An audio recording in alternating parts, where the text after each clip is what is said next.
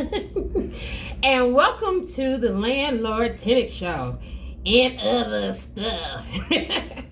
So, our last episode, we were talking about, our experiences as a tenant and versus being an owner. Now, we only got to the tenant part because why? We ain't had time to give y'all the owner part.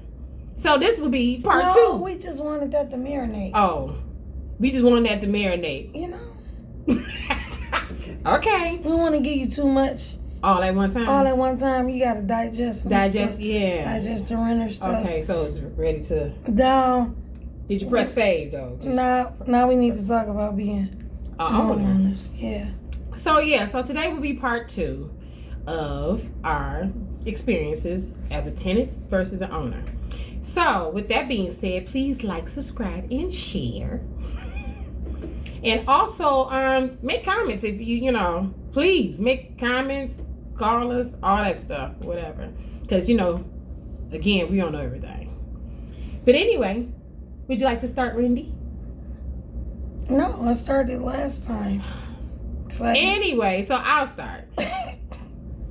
So, now, I'm trying to think.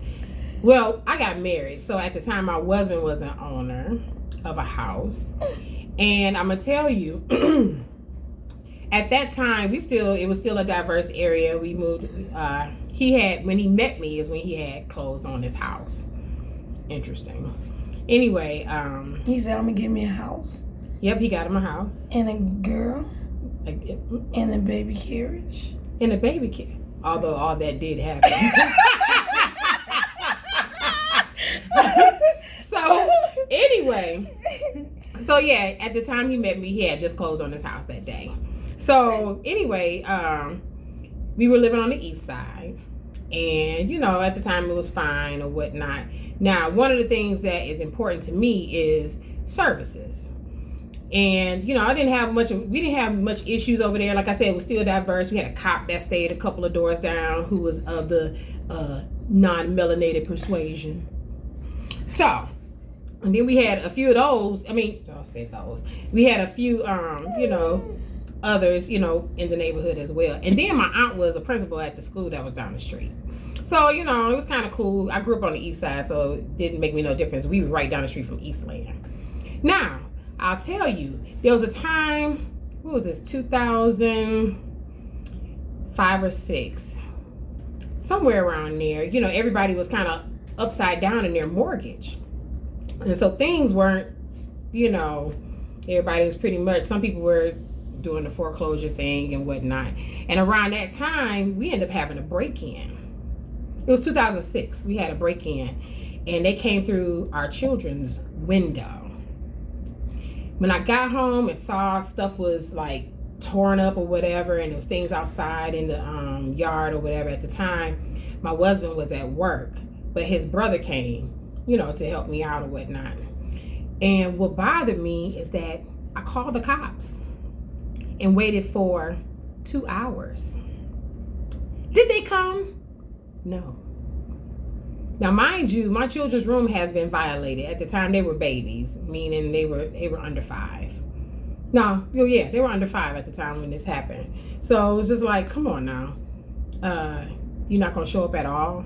I had to go to the police station in order to, go ahead and file a report, which was very upsetting. With that being stated, we made the decision to move. At the time, my daughter was getting ready to go to first grade, so she wasn't 5 yet. She wasn't 6 yet. So, yeah, so I guess it was 5. But anyway, she was getting ready to go to first grade, and we were able to get her into Birmingham Public Schools due to my father. I was able to, you know how the deal goes. But anyway, we decided to move out there since, we got her in school out there. And we moved out there to an apartment. So we're no longer homeowners anymore. And I know you're like, well, did you sell your home? No, we didn't. You just left. Because upside down in the mortgage. Because during that particular time. So when you're talking about that, and I'm not suggesting anybody do this at all, but, end up allowing it to go through foreclosure. And some people have done that. You gotta do what you gotta do. Yeah, you gotta do what you gotta do. Now, we ended up staying in an apartment for a while, and it was a nice apartment. At the time, we got in on a deal, which is what I was discussing before in regards to how they'll lower the rent. So we got in on a deal. We talking 2 bedroom, 2 bathroom, 2 full baths, and it was over 1,100 square feet, something like that. So that's not bad for an apartment. Anyway, so we staying in Beverly Hills at the time. And then we stayed there for a while. And then what happened? We ended up becoming owners again. So we ended up moving into the district in Southfield. And some people don't even realize that part of Southfield is Birmingham district. So we ended up moving into Southfield and into a house. And it was a foreclosed home. Now, when you're looking at these type of homes, I'm going to tell you, when we were looking, there was a guy, just so you can be mindful about how people will try to scheme you. There was a house that we saw, and so it was for sale by owner. The owner did not want to do any repairs, but in the contract that he wanted to set up in order for us to put down a down payment, he was kind of marking out, it'll be your responsibility as is, and he was doing all these things. So we took it to a lawyer to have it looked over, which is my suggestion if you're feeling a little uneasy about a contract that an investor may have done, because that's what he was. And we went ahead and had it looked over. The lawyer was like, this is not a good contract. And I'm glad we were able to do that, because we did not get into that house, because it would have been more problems than we would have liked to. So even if we would have got an inspection and said that he would have been required to do certain things, he wouldn't have, because of the contract that we had signed, knowing that he wasn't going to do any repairs to that particular property. So we ended up moving into a HUD home. It was foreclosed on. It was a nice home. It was in the district, and we got a decent deal compared to what a lot of people were paying at that particular time. And I'll say, it wasn't a lot to be done in the house. It had a small crack in one of the ceramic tiles that was in the kitchen, but it was open. It was open space. It had a basement, 2.5 baths, potential 5th bedroom. So it was cool for what it was. And I appreciated the fact that we were able to go into that space, making sure our kids were safe, because that was one of the main reasons why we left the city. Because, I for one, if it was me, it might have been a little different, but because I have children, I think of them first, and I was thinking of them first and making sure that they were able to get exactly what they needed. So with that being said, I was glad we were able to go into that, area and, buy the home, and was able to get something decent as a foreclosure. Because I done been to foreclosed homes where they had these little knobs on the cabinets, because they were gold and leaf or whatnot. They took them off. People will terrorize those homes and make it even worse for anybody else coming in. I've seen them where they ransacked the homes and they was like, oh, you're not getting this, you're not getting that. Or they'll leave certain things. And it's just like, are you kidding me? So just, when it comes to owning and looking for a property, it's a good investment if you're able to get in at a great price, because of it. Not only inflation, but prices of houses go up and down. So you can get equity in a home after you've paid for it, because that's what ended up happening with us, because it was a foreclosed home. So with that, we were able to take out a home equity loan, do some repairs into the home and things of that nature. So you're able to do those items and all kinds of different things you may want done. A roof, and you have to have a roof. Make sure you check the roof of the house when you're looking for a home. You have to make sure you check the furnace, making sure everything is right there. Just some of the main, not just the cosmetics. The cosmetics can always be fixed. You want the hardware, making sure those things are taken care of, like the furnace, the windows, the roof, the foundation. The foundation, especially. And I saw a house that was for sale out here in Southfield. Went to look at it right off of here by Inglenook, between Evergreen and 12 Mile. Between Evergreen and Southfield. And Evergreen and Losser off 12 Mile. And I'll be doggone nice. It's a huge house.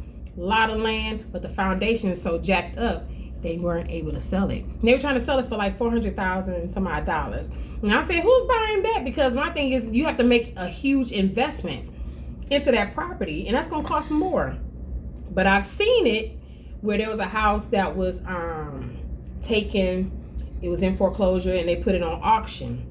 The auction bid started at $59,000, sold for $99,000. I remember going into this house, and then what they did, the person flipped it right then and there and sold it for $199,000. This is right at Losser and 13. I be doggone. They sat up there. The person who bought it for $199 took the money and invested in the house, changed everything around, put the fixtures in, because that was a lot of what was missing. And it sits on a half-acre of land outside of the house with a circular drive. When I went in there after they redid it, he was selling it for, I think, $399. So he profited $200,000 just off rip. So it's just certain things you should think about when you talk about owning a home. Renty? My experience was way different. I bought my first house at 19. Ooh, that was many moons ago. She old. I'm old. I got a young neck, but I'm old. Right, look, you're talking about the necks, okay? Oh, and if you hear somebody in the background, that's just one of our siblings over here. Yeah, so I bought my first house at 19. It was a simple assumption, which they don't do those anymore, which they should. I think the year I bought it, they stopped doing simple assumptions. I assumed the house for $9,000. Oh, wow. Like $9,856 and stuff like that.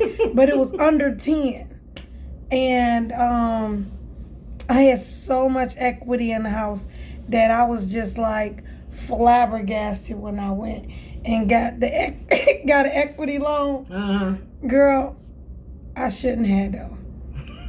I shouldn't have, because my mortgage was like $214 a month. You don't see that no more. When the last time you seen mortgage that cheap? It was perfect because I was working at Target and my mortgage was so cheap that I was like just so grateful, like wow. But then my brother talked me into getting a home equity loan, and the home equity loan I got like $30,000 back. Yeah. And I still had good money in the house. Oh, wow. I know, I couldn't believe it. I was at the table, I was signing them papers, I was sweating like, oh, Lord. Imagine being under 21 and somebody about to give you $30,000. You like, and where else I sign? Because I don't know how to read. Where else I sign? I don't want to read none of this. Nope, all I need to read is the check. You know what? Is this my name on the check? No. Okay. But yes, please and thank you. You know, I'm shaking like I'm ready to get to the bank because I need to make sure this is not a gimmick. Right. Is this real? So yeah, my mortgage went up to like $800. I was like, wait a minute, wait. Did you check the interest rate?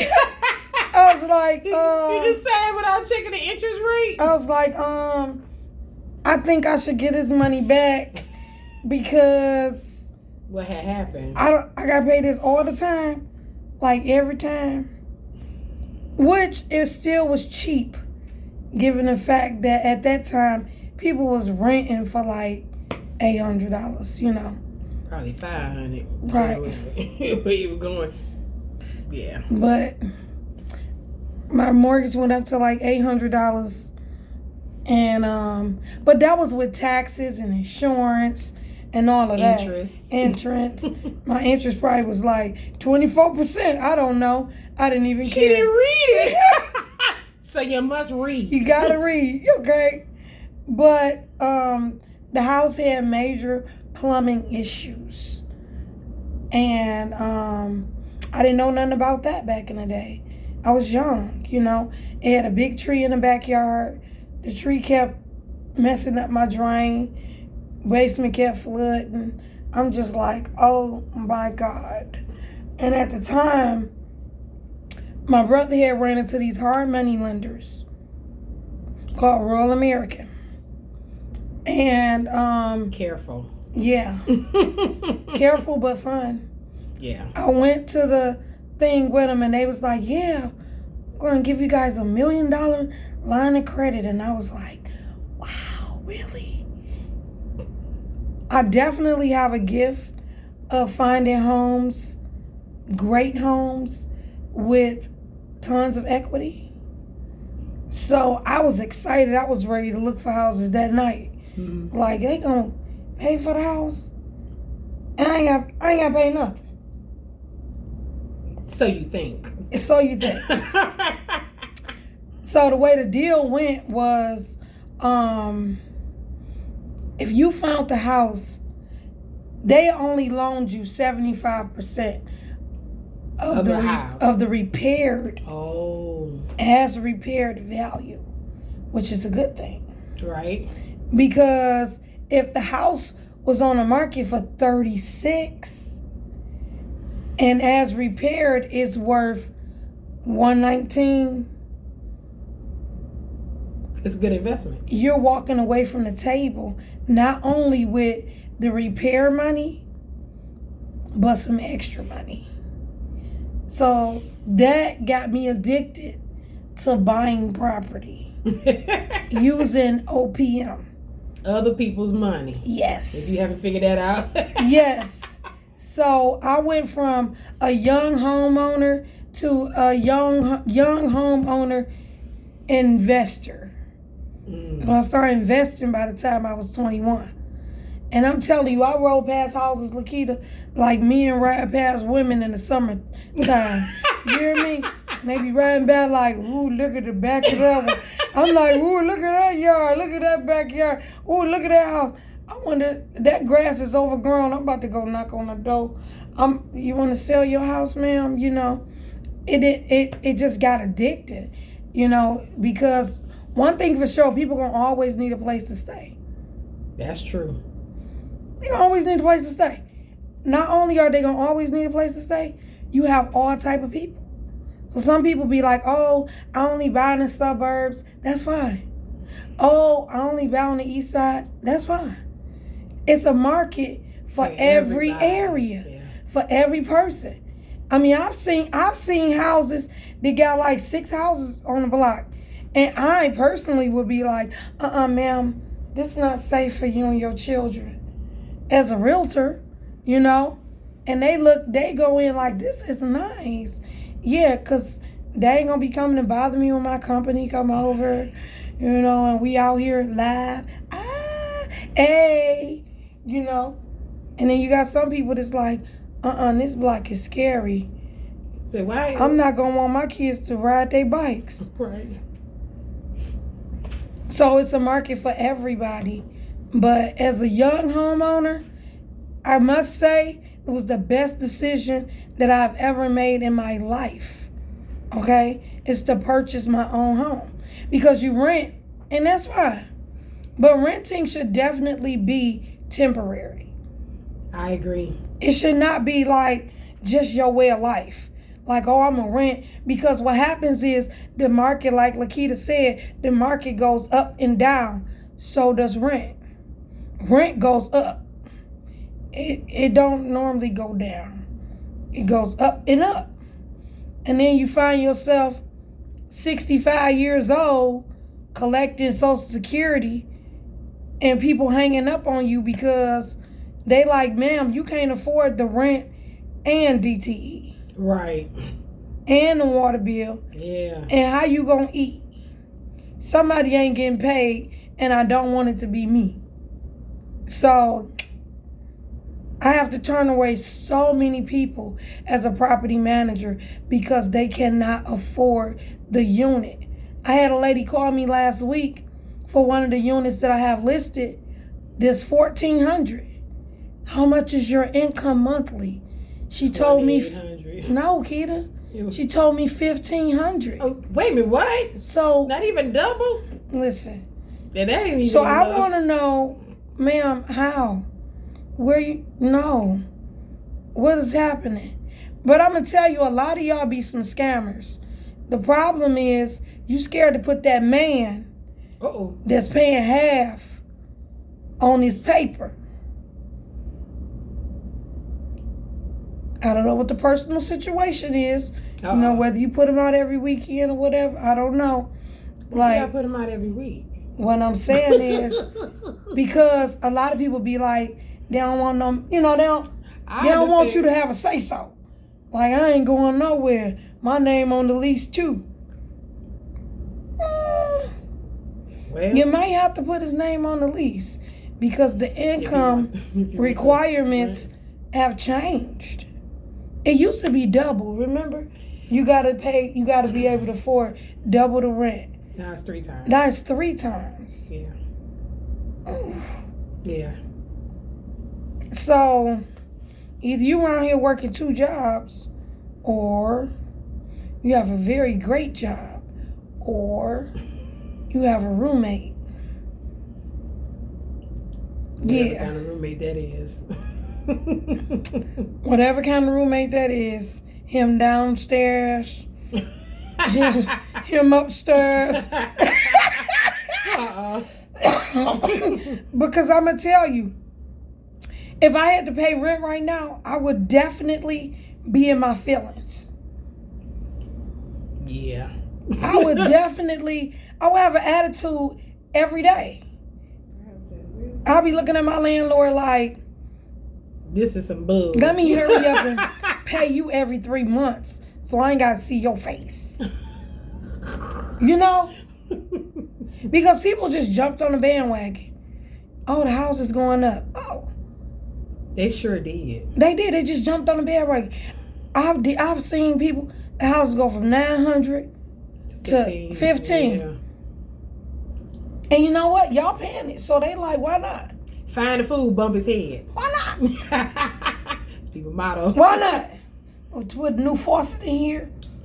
Some floor tile. Yes, the new floor tile. Yeah. Mm-hmm. Yeah, I know y'all like them gray floors and gray looking wood floors. Some fake wood floors. Yeah. I'm old school. Don't give me no fabricated floors. I know. Give me the real thing. Yeah, sand so I my can floors. stain it And some of y'all getting on with the Section 8. You know? And y'all out here really acting like that's y'all money. You know what I'm saying? Y'all out here shopping. Don't nobody want to know. Oh, bathroom. They don't like the pink and black tile. Is you gonna even clean it? That pink and black tile, because, yeah, that's old. But see, investors getting hip. They painting them tiles. Yeah. They turn them tiles white, blue. Whatever color. What color you need, ma'am. I'll do whatever you need for this voucher. Ooh, I got a new bathroom. Yeah. This is a nicer This color. is nice. Ooh, what is it? Ooh, is this blue? This is mosaic. mosaic. Look, mosaic tile. Ain't that your favorite color? Yeah. What's your favorite color? Oh, we can get that bathroom just right. I'm gonna paint your bathroom that color. All right, now you want that black. Get you a big shower head. It's Oh, like a rain. yeah. We can have it even coming from the doggone ceiling. Ooh. Buy you a house. Yeah. Buy you a house because at least you can call your mortgage company and be like, hey, I need a hardship. Right. I need you to put these here 3 payments in the back. Yeah. And a rearage. You know, I need a rearage. You know, call your landlord and say that. He gonna say, hell no. Who? 7-day notice. You say you need a 7-day notice to get help. Cause somebody gotta help you. It ain't gonna be me. No. But take this here. I used to give people cards like, call these people. I put it in there with like the United Way cards? Yeah, I'm gonna put it in there with your eviction notice. She said with the eviction notice. Take this to them. Maybe they can help you. Yeah. You having car problems? They can probably help They can help you. you having They may be able to help you with bill more issues. They can help you. Yeah. United Way. United Way. They can. Is that 411? Is that 4 or It's 311 or 211? Don't listen to her. She gonna get you. I know it's one of them 111s. She gonna get you evicted. I'm not gonna get you evicted. You can't stay with me though. It's 211. And if you need a place to stay, call Lakita. Say no. Don't call me. She be calling me when people know they can't afford no house. Stop giving them people my number that can't afford no house. And I have to be the one to be like, ma'am, you need to go pack all your stuff and flip a coin and find out which cousin basement you gonna move in. Wait a minute. I did send some people your way, didn't I? Girl that didn't have no income.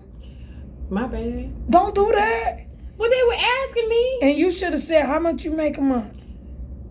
I didn't Before ask I them give pertinent you her questions. number. I was trusting that they had their monies together. Before I give you her number. Because here's the thing. Everybody can come up with the money to move in because they done scammed the last landlord.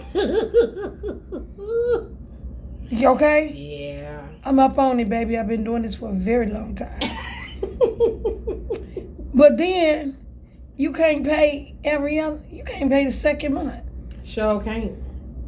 Now is a 30-day notice. I had somebody send us some fake check stubs. Who said Now- that before? I don't get the fake check stubs. Who make these? See, she acting suburban on me. I'm suburban. She- Because I'm not a criminal. Baby, listen, but you in the business. I'm not. You in the business. And you need to know just because it's a paper, that Don't does mean- not mean it's real. You have to call and check, like, or go online, like, let me pull this address up. I know somebody who used This to is make fake check JoJo's stubs. Boom Room. I don't pull it up. Look, This business actually exists. this business, it be like, claim this business. Be calling. Hi, did you have such and such as an employee? So this man sent me some check stubs. Sir, what you don't want to look like is a liar, even if you are a liar. Don't ever tell nobody you work 108 hours in the pay period. Stop. Disney. Don't do. Because you know they make their people work 100 hours a week. See, because at a sandwich shop, because that's not what you're going to do. You're not going to tell me you work at a sandwich shop unless you're the only person in there, okay, for 108 hours. Yeah, no. If you work for Disney, I would believe it. You just not going to do that. And then when I call, they like, doo-doo-doo. Who them people? They like, please hold While we check. while we let you know or no. People ain't letting you get overtime like that. And even if they was, if you gonna make fake check stubs, now I'm not saying I'm a criminal, but can they at least look real? Like, could you keep the font going? They changed the font. Girl, the font is like little big English. I'm like, Yeah. wow. Who did these? You better be mad at them because you ain't getting this here, you're not getting this house. You're not. You're not renting the house. You are cocky like, yeah, I mean, the money ain't a thing. Ooh. So I'm gonna tell you that's the difference between renting and buying a house. When you buying a house, they want to see your bank statements. They want to see your tax records. They want to see these things and say, are you legitimately Girl, I know I turned this so much paperwork. qualified to I buy was this like, house? My goodness, what else When they they ask need? for, when you get a mortgage and they're asking for all that information, you're sitting there like, dang, I got to give my life. You sure do. Because we, as a bank, we got to trust that you're able to pay. Yeah. So you could try to run that scam on some landlords. You but can't even run it on no landlord because landlords be like, no. landlords are using stuff like Turbo Tenant now. We just had a lady What's that Turbo we, Tenant? girl, Turbo Tenant is the one that does your application. Oh, okay. We just did one. Now I done showed this lady this apartment. She thanking Jesus. Yes, Lord, I'm getting this apartment. Lord, I thank you now. Hold up. When we first bought the apartment building, they had put her out. They had evicted her. She went through turbo tenant. Why did you even fill out an application? When you got evicted out of this same building 2 years ago. No. Did you not think that was gonna come up? So the landlord, like, I knew that name sounded familiar. He sent me a screenshot. It said evictions 2022. It said, oh, that was a couple years ago. Girl, it said for non-payment. Wakita, it said our address. It said the same address. For non-payment. Ma'am, what is going on? You don't remember where you used to live? See, that's problematic. When they said fill out an application, I wouldn't have did it. I'd have been like, okay, thank you, yes. Because they're going to check the history. Never mind. They're going to check your history. Now, you don't lost money, okay? For paying for the application. And you're not getting the unit. Because of previous incidents. We just put you out. You know, they say past behavior is a pretense to future behavior. We just put you out. Okay. Well. But hands down, being a homeowner is better than renting any day. And I'm going to tell you why. Somebody was just telling me a story. She had told her niece, say, hey, buy this house. I see it. It's around the corner from me. You can get it right now. It's empty. You know, they had bushes over there. And they say, she told them this probably about 10 years ago. So they've been wasting 10 years to buy the same home that they saw years ago. So later on, they say, oh, we found us a house. The person who bought it for like, I guess 10 grand, whatever the case may have been. It was like 10 grand. Bought it for like 10 grand. Now, you know, they didn't remove the bushes, done made it. It's like, oh yeah, you know, I'm looking at this house, and she said, that's the same house I told you to buy 10 years ago. Is it? She pulled up an old text and said, this is the address. You know what they said? Oh, dang. So how much was it going for? 10 times the amount, $100,000, if not more. I can't remember the exact price, but the point is, it's better to get in now when you can. And I mean, I understand in regards to mortgages at this point because of the percentage rate. But what I'm saying is when you find a good deal and you're able to go ahead and grab it quickly because it's not going to last long. Because at the end of the day, it's your home. And not only that, you're going to get equity in that home because land is, you can't make no more land. I'm sorry, you can't make it more land. Here's the thing. You can either A, build equity in a home that you're buying, or B, build equity in the home that you're renting for your landlord. Either way, you're going to pay. And the thing about it is, if you think about it, so, oh my gosh. Ooh, so if your rent is like $1,000 a month. If it's $1,500 a month, you're talking, oh my gosh. That's what? It's too much money. That's, yeah. It's just like this. I mean, something happens to you in your life, they like, oh, you gotta move. You're paying, let's see, what, 3 times? Oh my God. You gotta move. Yeah. That's like everybody that's 18, renting is paying more than $12,000 a year. And that's what I'm saying, because if you rent $1,500 a month, that's $18,000 in a year. $18,000. You've already put in at least about 10% if you buy a home. You're like, $18,000? Yes, $18,000. $18,000 if you're paying $1,500 a month. You're paying $1,000 a month, which is rare. $12,000 a year. $18,000 in a year? $12,000 in a year?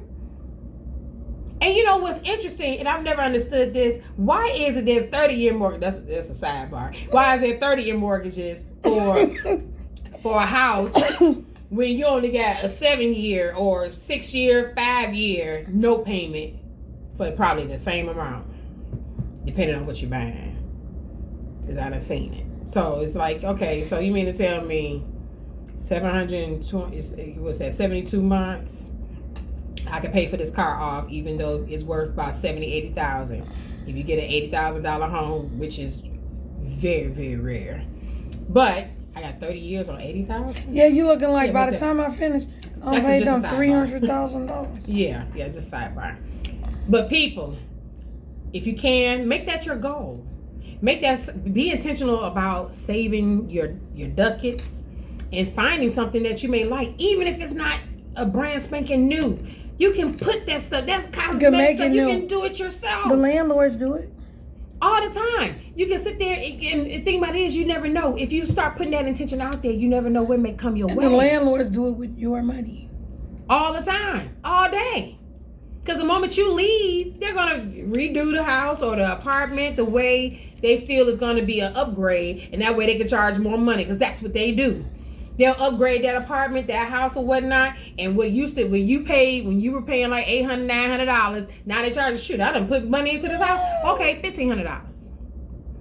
So, but you can do the same thing. And if you're smart, you'll buy the home, invest in it, rent it out or whatnot, and it'll pay for itself. And pay for where you at. Exactly. It'll pay for itself, and then how you get... Just because you buy a house, you don't have to live in it. Yeah, you don't. You can use it, OPM, other people's money, to pay where you want to really stay. But be careful them hard money lenders, though, just FYI. Hard money lenders are amazing, but they only amazing temporarily. Yeah. And that's what I'm saying. You gotta be careful. Not something that you be like, oh, I'm just gonna do this for the rest of my life. They're like loan sharks. Okay, you use them to refinance and leave. Yeah. And then you use them again when you need them. Right. But you don't use them and be like, oh, I'm stuck paying all this money. No. You don't have to, because them interest rate, them hard money loans is ridiculous. You use them to acquire the property. Right. And to fix the property. Yep. But once you do that and sell it, you need to be able to sell it them off and get them their money back, or get a mortgage, a traditional mortgage, and give them their money back immediately, ASAP. Because you don't want to be stuck paying their interest rate. That's like a credit card on crack. Anyway, hi. You know what? Thank you for tuning in. We appreciate you. And again, please like, subscribe, and share if you got any questions. Yeah. And today is the 3rd. Pay your rent. So it'll be, pay your rent. It's going to be late. Please call us at 947-234-4633. Again, 947-234-4633. We appreciate you guys. Have a wonderful week. Deuces.